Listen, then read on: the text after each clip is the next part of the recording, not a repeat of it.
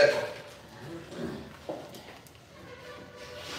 দুই রকম আমি যৌগ নাম লিখে দেখাচ্ছি, দুটো নাম লিখে দেখালে বাকি অনেক যৌগের নাম বরং তোমরা করতে পারবে।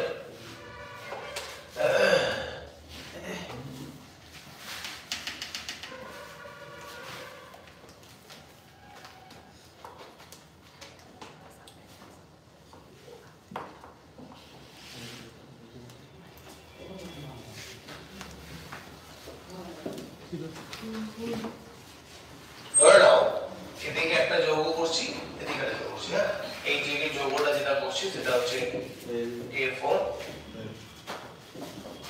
FeCl6, এই যৌগটার নাম করব।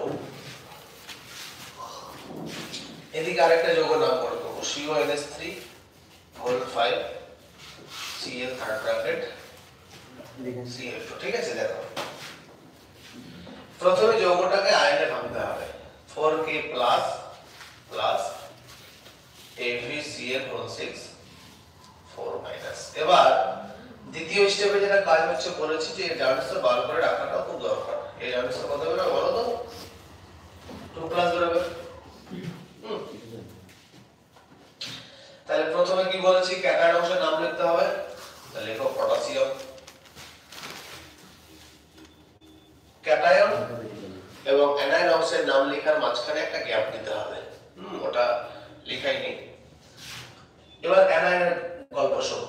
অ্যানায়নটা কি? অ্যানায়নটাতে প্রথমে লিগ্যান্ডের নাম উল্লেখ করতে হবে, লেখা আছে তাই না? অ্যানায়নের নাম কি আছে? প্রথমে লিগ্যান্ড কটা আছে? 6টা, এবং সংখ্যা সহ হেক্সা। Cl এর নাম হচ্ছে সায়ানিডো, ফেরাস, আস আছে, তাহলে হয়ে যাবে কি ফেরেট। পাশে প্রথম বন্ধনীতে রোমান হবে জার্নাল বসতে। দেখো তোমরা আবার একবার দেখো কি বলেছে, ক্যাটায়ন অংশে কি আছে বলো? পটাশিয়াম। ক্যাটায়ন অংশটা কোথায় আছে? আয়নীয় না অয়নীয়? আয়নীয়। রুলস কি বলছে দেখো, ক্যাটায়ন আয়নীয় থাকলে কি হবে? ক্যাটায়ন আয়নীয় থাকলে কি হবে? 4 এর A তে ওরা রুলস আছে। 4 এর A লাগলে 4 এর B লাগবে না, 5 এর A লাগলে 5 এর B লাগবে না, কিন্তু কটা আছে তাহলে লিখতে হবে। তাহলে এখানে টেট্রা কথাটা লেখার কোনো দরকার নেই, যদি লিখো তাহলে ভুল হবে। ঠিক আছে, আচ্ছা ক্যাটায়নের অংশ লেখা শেষ। এবার চলে যাবে অ্যানায়নে। অ্যানায়নটা কোথায় আছে বলো? কোন অঞ্চলে? অয়নীয়। তাহলে অ্যানায়ন অয়নীয় কোথায় রুলস আছে দেখো? অ্যানায়ন অয়নীয় কোথায় রুলস আছে? অ্যানায়ন অয়নীয়। হ্যাঁ, তাহলে সংখ্যা সহ মানে হেক্সা কথা লিখতে হচ্ছে। Cn লিগ্যান্ড রূপে নাম সায়ানিডো, মানে লিগ্যান্ড রূপে থাকলে ইটো হয়, তাই হেক্সা সায়ানিডো। এবার কি আছে?